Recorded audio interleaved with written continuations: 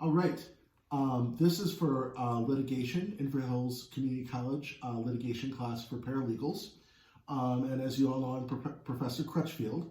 I have with me today my personal attorney and just one of the most intelligent people I know, Andrea Jepsen. She works for the School Law Center, and she actually worked as a paralegal in my office, but I wanted to interview her for you.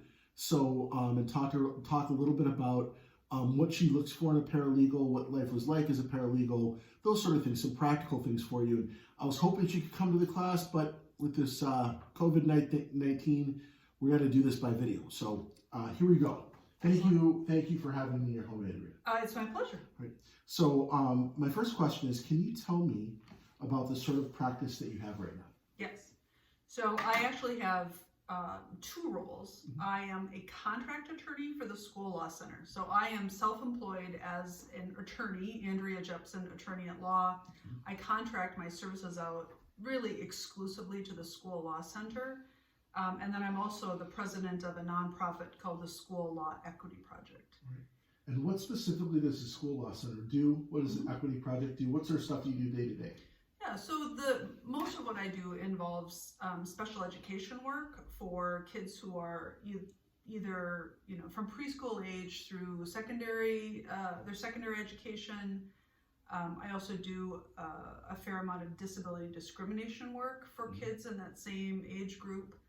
I work on issues having to do with access to education for all students. And by all students, I mean children who have a legal entitlement to it, so K through 12. And then I do some work with making sure that young adults with disabilities can access a post-secondary education. Great, that's wonderful. So let's take you in the way, is this recording? It is recording. We'll take you in the way back machine. Yeah. If you remember back for when you were a paralegal with Capitol Heights Law Group. I do. Can you tell me what that was like? So I was and don't worry about offending. It was really fun. It was. This is probably not the information you're hoping to convey to your students, but it was a lot of fun because I never knew what I would find. Like once I came in, there was a drill team practicing in the lobby. I came once and a chiropractor was adjusting your back. I mean, you just never knew. We had a neighborhood law practice. Yes, we did. But I was a law student, and so I probably didn't have the kind of training that your students who are on a paralegal course will have. And paralegals in the field can do all kinds of things. Yes. They can be anything from what is effectively an admin to essentially functioning as attorneys. They don't go to court, but they do all kinds of legal interpretation and analysis and research. So my job, as I remember it, I worked mostly on a single case, though I did work on a handful of cases, and it was my job to mostly draft documents and to manage the discovery in a case that had quite a few documents associated with it, much of it in Vietnamese, which did present a challenge. But so it was my job to make sure that I understood what we had for this big lawsuit in terms of evidence and where it could be found and what it proved. And then to do some legal analysis and then ultimately draft both early drafts of things like briefs, but also to just do things like business correspondence and stuff like that. And some contact with clients as well. Did you have to manage the attorney that you worked with? It wasn't me. Well, you and I did some stuff. I think we did a licensing case together. Did I have to manage? Yeah. Well, that is a fascinating question. I did have to manage the attorney that I worked with, but I don't think you would appreciate hearing that. Well, that's okay. He's not around. That is true. So we did quite a few depositions. Yes. And so I participated in those depositions. I sat at counsel table and I kept all of the documentation. And it became clear to me that the attorney wasn't doing a very good job of listening to the answers that he was getting. And he tended to misunderstand the information that was being conveyed to him. So I did actually, we had a friendly relationship. I would sometimes say, exactly what is the point of this deposition? Because if it's for you to engage with this person and get clear information from them, I don't think that's what's happening. Particularly because we were conducting depositions with a lot of people who spoke English as a second language. So if 2020 Andrea could go talk to Andrea back then, who's being a paralegal, is there advice you could give yourself? Yeah, I think there's advice I would give myself both from the perspective of being a paralegal, but also working with paralegals. So when people come to see you, when clients come to see you at the law firm where you work, they're super stressed. Okay. You know, they're oftentimes, legal work is expensive and they are in some kind of conflict they haven't been able to handle for themselves. And they may have been taken advantage of, so it's a really deeply painful experience. And so being aware of the fact that people might not always be their best selves when they come to you, but at the same time, I think it's all a process of balance, because the truth of the matter is that you should engage strongly with that client's legal problem. It should matter to you and you should own it while you're at work, but at the same time, you didn't create this mess. Yes. And so having some boundaries between how you feel about yourself and what you do in your private time, and then what you're doing when you're on the job, I think is important. A lot of times people who are coming out of school, whether they're law students functioning as law clerks or they're properly trained paralegals, it's hard for them to move from school mode to business mode. Okay. So it's important to remember that time is money and you're being paid to produce a product. So when you're a student, you have all the time in the world to do the research and come to the right conclusion, but being quick and accurate become very important. And to that end, it's really important for paralegals, and I remember this being confusing for me, and sometimes a challenge as I was being supervised by first this attorney who was your coworker and then another attorney who was brought in to help, was that it's really important to understand what's being asked of you. Yes. So because you're going to go off and you're going to spend the client's money. So before you start doing that, you really do need to confirm with the attorney, now this is what I want. You might come back with an outline. I've outlined everything. I think this is what you're asking me to do. Checking in intermittently. I don't think that you can confirm and check in too many times to make sure that you're on the right path. Otherwise, you are wasting the client's money and you're wasting the attorney's money. Great. Thank you. Thank you. Absolutely. So, a good friend of mine wanted me to mention to the class that Andrea started out as a paralegal. Now, she was in law school, but she started as a paralegal and she's now become an attorney. As a matter of fact, she's argued cases before the Minnesota Supreme Court. So starting as a paralegal is a good place to start, but it's a floor, but not a ceiling. You go as high as you want. So you've worked now with paralegals. I have quite a bit. And can you think of one that you think is particularly good, that you worked really well with, that you really liked, and can you tell me what made them so good? Mm-hmm. So I similarly am almost exclusively working with law students who are functioning as law clerks or paralegals instead of trained paralegals.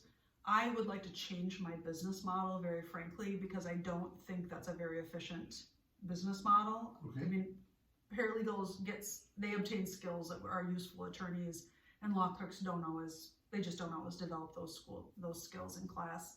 And sometimes attorneys who don't have a lot of practice experience have come in and worked as clerks for me. But the ones that are the best, I think, have been good culture fits. Okay. So it might be, I think that can be unique to a practice area. So I sue school districts on behalf of children with disabilities who have a right to a certain kind of education and who very frequently don't get the kind of education they have a right to.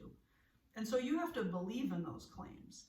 If you don't think really, if you dig down deep and you realize you don't think that people with disabilities should be educated in a regular school district, or if you don't think that school districts should be taxed with that obligation, or you think it's an unfair sort of demand placed on the states by the federal government, then that's not the job.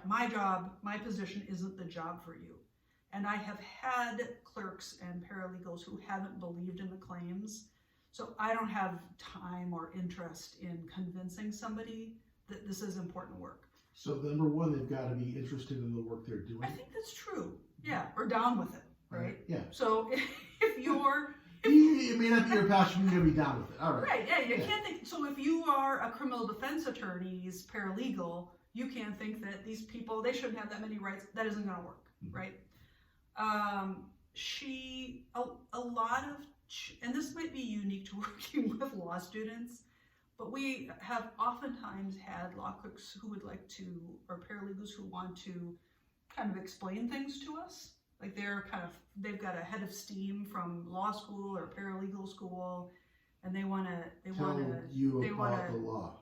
Person-splain to me.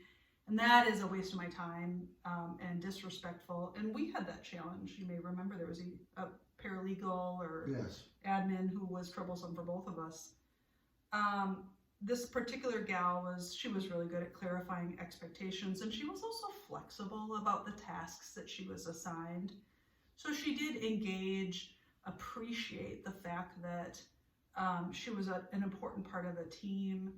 And I do think that's really important for paralegals to recognize that everything you do to advance the cause is important, right? Yes. Whether you are making copies, I mean, the ship doesn't sail without you. So you are an important part of the justice system. Like no individual is too small in that endeavor. So if you're flexible about what pieces you'll pick up in that justice process, that's helpful. So someone who's down with the practice, someone who's flexible. What else? And just think about the person. Were they affable? Were they on time? Were they detail oriented? Did they compliment you? Did they? By compliment, you're not like you're so beautiful, but did they have? Well, that's an absolute requirement. First is a lot of compliments, lots of compliments. So I mean, it wasn't. The reality is that if you're working for a small firm, personalities matter. So, somebody who's likable, is, or gets along well, or, kind of enjoys the people they work with is always going to be a good culture fit. So she was, she could reframe things through her own experience. So she was good with analogizing. And what's the difference between analogizing, doing that, and lawyer-splaining? I think that it was a way for her to confirm her understanding. So she would say, so this seems like, and then she would draw from her own experience. And it was a way for me to confirm that she really got what I was telling her at a deeper level. She was, as I said, very careful about checking in. She was thoughtful and sympathetic with clients. She was open to all the kinds of people who might call. So that's, I think, another thing to think about is that, anybody can get into some kind of legal difficulty, and you will get lots of calls from people who might not be able to handle or, pay for your services. You might get calls from people who are struggling with their mental health.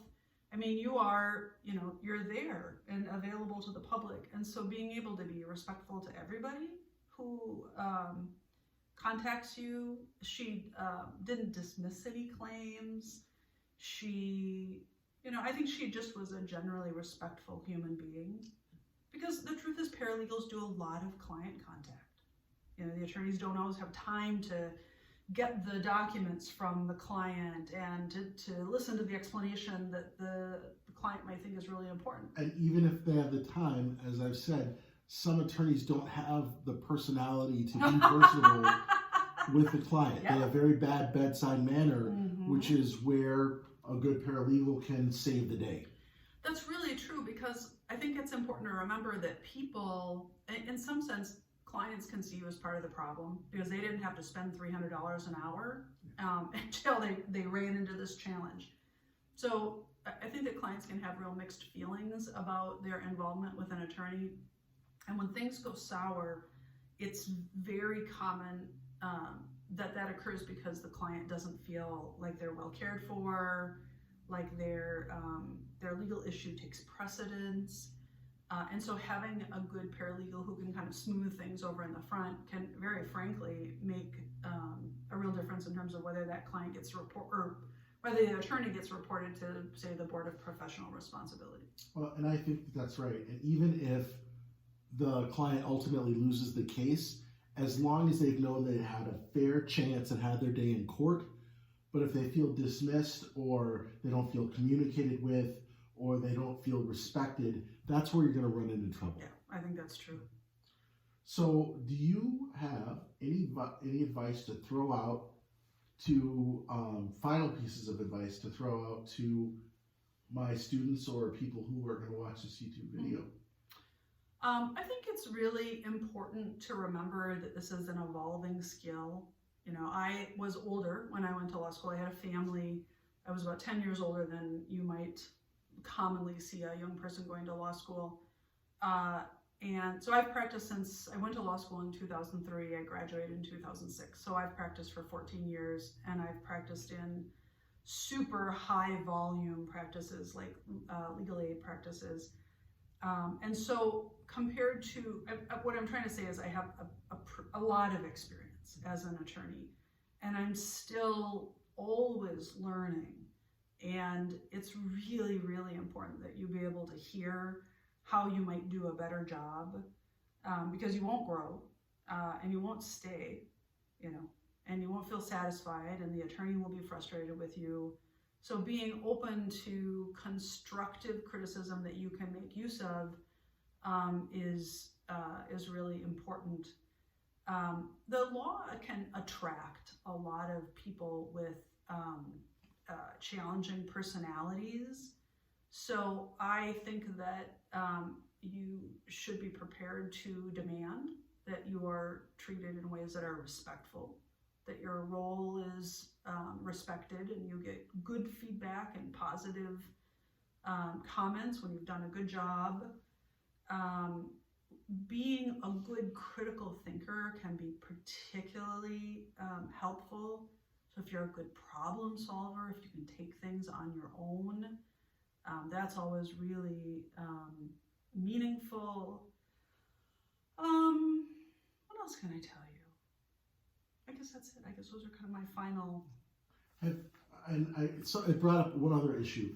Have you ever been in a situation with a client where they've been disrespectful or sexist, and how have you handled that?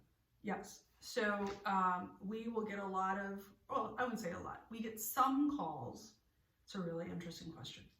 So we'll get calls from people who are racist and homophobic, not uncommon. Okay. And we make clear. I mean, I'm at a real advantage because the area that I practice in, there are very few attorneys. It's a really specialized area of law. I don't need clients. Clients line up at my door. So I'm in a position, and I'd like to believe that I would always act like this, but I can just say I'm not interested in working with you. That's just not some behavior we tolerate. In the room, have you ever had it happen while you're in the room? Yes, with someone? I have. And what advice do you want to give to paralegals about how to handle someone who's racist or sexist in the room? I think that the attorney who's with you should absolutely be taking a leadership role. If the attorney does not do that, the attorney should, I mean, first of all, I just think that's the attorney's obligation. But I think you should always feel empowered to identify what you see as offensive behavior.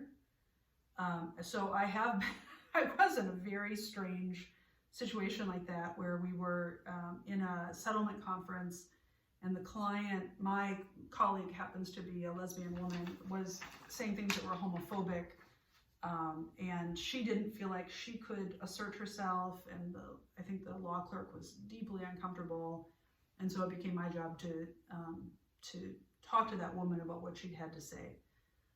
But I do hope that wherever you work, that it's really important for you to be in an environment where you can expect people to behave respectfully. We sometimes have to, in very challenging situations because I work with kids with disabilities. Sometimes the world of disability doesn't enter that parent's life until they've had the child. So they might not have a lot of familiarity with disability culture.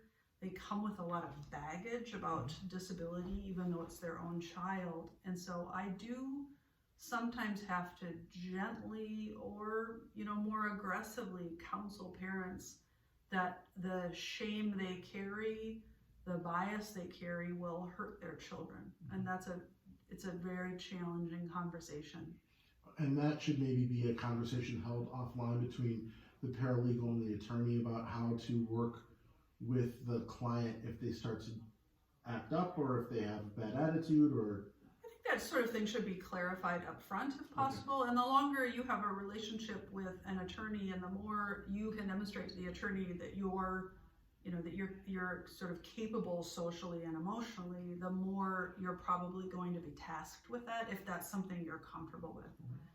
But Chris is absolutely right. Sorry, Professor Crutchfield is absolutely right that you're going to see everybody. You're going to see everybody, and they're going to come with crazy ideas sometimes and bad thoughts sometimes. And it's also, I think, worth mentioning that, and I don't want this to scare anybody off, as a general rule, violent things don't happen in law offices, but they are more likely to happen in places like law offices than they are, I don't know, your local dentist's office, right? People don't get quite as passionate about their teeth. And so, developing a sense of how you're going to handle a situation that doesn't feel safe. Beforehand. Yeah, absolutely. Making sure that you convey to the attorney if you don't feel safe. Talking with the attorney, if you're kind of the frontline customer service person, how are you going to handle walk-ins? Are you going to have a locked door with a buzzer? I don't think those are bad things to be talking to an attorney about. But at all times, maintaining being professional, mm-hmm. and showing respect. All right, so I think we should wrap up. Okay. Is there any final thing you'd like to say? I can't think of anything. All right, well, thank you very much. I hope you found this helpful. Oh, maybe you want to throw in your email in case someone has questions and they want to hire you? Absolutely. My email is ajepsen, which is A-J-E, P as in Peter, S as in Sam, E, N as in Nancy, at schoollawcenter.com. Great. Thank you very much, and hope to see you soon.